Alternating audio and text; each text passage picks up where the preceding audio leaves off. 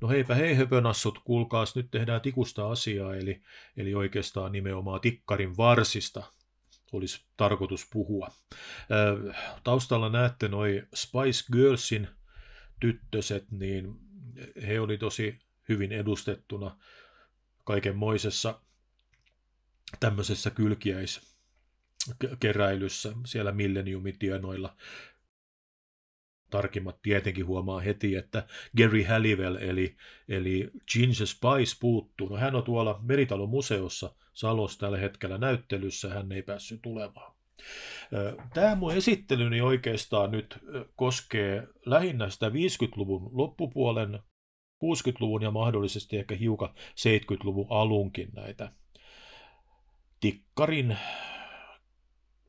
varsia. Ja tästä on hyvä aloittaa, eli mä teen semmoisen salama-esittelyyn ekaksi näistä kaikista ja sen jälkeen mä juttelen hiukan tarkemmin näistä sarjoista. Tässä on nyt tämä autosarja, 40 erilaista, värivariantteja oli tietenkin huikea määrä. Se oli tosi suosittu ja itsekin tietenkin muistan sen aikanaan sieltä kioskien karkkitiskiltä. No tämä on taas sitten samanaikaista 60-luvun lopussa ainakin, koska mä hyvin muistan nämä liikennemerkkiaiheiset tikkarivarret. Tämä on mulle niin kuin iso kiinnostus tällä hetkellä, koska ei ole tiedossa ihan tarkalleen, että mitä kaikkea tähän sarjaan kuuluu. Mä palaan tähän hetken päästä. Tietenkin nämä kirjaimet oli suosittuja, eli sä pystyit etsimään sitä omaa etunimeäsi esimerkiksi sieltä tikkareiden keskeltä. Ihan kaikkia mun haaviini ei ole sattunut, että kaikki nämä kaksoisveet ja jopa ruottalaiset oot, eli tyvär åke, niin ei sellaisia kyllä mun haarukkaa on kyllä sattunut. Toi kirjaimista myös tämmöiset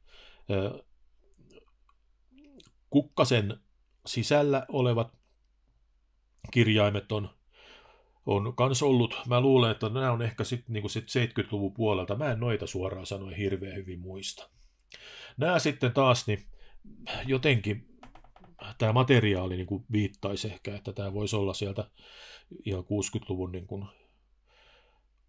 kuin alkupuolelta, mutta en osaa sanoa ihan varmaksi, mutta että se on kuitenkin joka tapauksessa, niin kuin näette, niin nämä kirjaimet ja numerot on sellaisia, että niitä on pystynyt napsasemaan irti ja sitten käyttämään sitten jossain, missä nyt tuntuu, että omat etukirjaimet tai jotkut muut niin on ollut niin kuin kiva näyttää. Aika hienot nämä. Tästä ikävä kyllä mä en pysty tästä nyt näyttämään tämmöistä ehjää mallia, mutta näitäkin on jossain vaiheessa ollut, ei tämmöinen sateenvarjo. Tässä oli muistaakseni semmoinen kartiomainen tikkari, ja tässä kohtaa niin oli semmoinen irrotettava. Samalla hengellä, niin, mitä tuossa äsken, niin oli noita kirjaimia. Niin. Mutta ikävä kyllä en tosiaan tiedä, että koska tämä on ollut, ja että en voi näyttää nyt semmoista ehjää versiota siitä. Voi herttainen sentää. Sitten vielä kuulkaas, niin onpa hienoa, että on myös tällaisia sydämiä, jossa toisella puolella on tytön nimi ja sitten toisella puolella on pojan nimi. Nämä vanhemmat, nämä isommat on ihan varmasti ollut niin kuin koko 60-luvun niin kuin tyrkyllä. Nämä uudemmat näyttää vähän niin kuin semmoiselta niin kuin 70-lukulaiselta jo, mutta en osaa niin kuin ihan varmaksi sanoa. Joka tapauksessa niin aikanaan etsein kuumeisesti sitä Kari sydäntä ihan kiinnostuakseni siitä, että kuka siellä toisella puolella oli, mutta se oli sattumoisin just toi Tiina, mikä on tosi monen muunkin pojan kanssa samassa sydämessä ollut, eli se tietenkin satutti. Okei, mutta hei, nyt puhutaan vähän tarkemmin näistä sarjoista, eli värivariantteja on tietenkin useampia. Tässä on nyt malliksi esimerkiksi autosarjasta niin toi Hanomag, saksalainen automerkki, niin tässä kuitenkin näkyy aika hyvin ne päävärit, eli punainen, valkoinen, sininen, keltainen ja vihreä. Mutta niitä värisävyjä on sitten tietenkin vielä ollut niin kuin erikseen, eli niitä on oikeinkin paljon sitten on ollut niin kuin sillä tavalla, niin kuin, mitä mä olen niin kuin itse kerännyt, niin mä oon ottanut yleensä aina kaikki hiukankin niin kuin eriväriset talteen. Mutta kuitenkin tuossa on noin päävärit nyt näytillä. Pistetään ne tuohon ja katsomaan tätä meidän touhua. Sitten mä joudun näyttämään vähän hassusti näitä muutamia sarjoja. No tossa on nyt noin mun liikennemerkkini. Niin tosiaan niin tää on mulle kauhean kiinnostava sarja. Eli mulla on tällä hetkellä niitä 35 erilaista. Niin siellä on vähän värivarianttejakin kyllä tarjolla.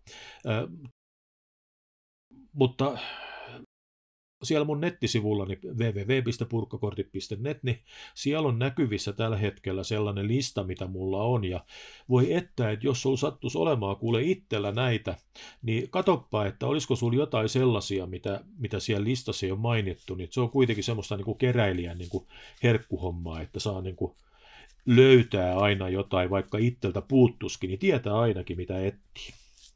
Eli tosiaan käykääs katsomassa siellä mun nettisivuillani asiaa. Tässä oikeastaan nyt sitten puhutaan noista kirjaimista, niin tämä nyt hyvin näyttää just nimenomaan se, että kuinka monta tässäkin puuttuu. Tässä ei ole esimerkiksi sinisiä lainkaan, mutta kuitenkin, että näinkin monta värivarianttia on. Ja sitten vielä erikseen niin tämmöiset läpinäkyvät tikkarivarret, niin ne on ollut ihan selkeästi niin vähän semmoista niin kuin harvinaisempaa tavaraa, mä luulen, että vähän uudempaakin, mä olen ne kaikki ottanut, mutta niissäkin on kuitenkin sit olemassa eräällä tavalla jotenkin ne päävärit kyllä kans niin kuin nähtävissä. Ja tää on nyt vielä helpompi oikeastaan nämä kukkaskirjaimet, koska näissä on ihan muutama väri, mitkä vaan toistuu, eli näitä ei ole niin kuin tehty semmoisella fiiliksellä, että tehdään nyt ihan millä tahansa värillä, mitä sattuu sieltä firman niin kuin varastosta löytymään. Noita rinkulan sisällä olevia numeroita ja kirjaimia, niin nämä on kyllä oikeasti aika hienon näköisiä, mutta täytyy kyllä myöntää, että näitä puuttuu, etenkin näitä kirjaimia puuttuu kyllä todella paljon, että enkä osaa ihan hirveästi kyllä määritellä, vähän jotenkin tuntuu, että olisi semmoista jotain 60-lukulaista, mutta voi olla kyllä uudempaakin. En osaa sanoa, mutta näistäkin totta kai kaikista, mistä vaan mut jotain puuttuu, niin aina kiinnostus on kova silloin. Ja sitten näitä sydänjuttuja, mä joudun nämä nyt näyttää kyllä vähän sillä huonosti, eli näissä mun vaatimattomasti rakennetuissa telineissä. Eli kuten huomaatte, niin että siellä on kyllä, ei mitään hirveätä väriloistoa ole, mutta kuitenkin aika paljon on sellaista pientä värivaihtelua. Esimerkiksi tuossa rivin keltaisissa, niin siellä on aika paljon. Mulla on näitä se 65 kappaletta, sellaisia, missä on siis tytön nimi ja pojan nimi mainittu, niin että totta kai mulla on sitten myös variantteja, mutta mä luulen, että tämä on ihan semmoinen loputon suo, että en tiedä, että onko kenelläkään mitään semmoista tarkkaa tietoa siitä, että kuinka paljon näitä sitten aikanaan oikeastaan on niin kuin edes painettu, mutta jotkut nimet on päässyt paremmin esille, just niin kuin Tiina, joka tossakin on näköjään Ollin sydänkäpynä, ja oli sitten Karinkin sydänkäpynä näköjään jossain kohtaa, että on pojissakin varmaan semmoisia nimiä on, mitkä toistuu vähän useampien tyttöjen kanssa, mutta aika hienoa löysin kuitenkin myös sellaisen, missä oli Ansa ja sitten Tauna. No hei, tässä oli kuitenkin semmoinen pieni vilautus siihen, että minkämoisia näitä tikkarivarsia aikanaan on ollut, ja niin kuin huomaatte, niin ihan hauskoja keräilykohteita nämäkin sitten on.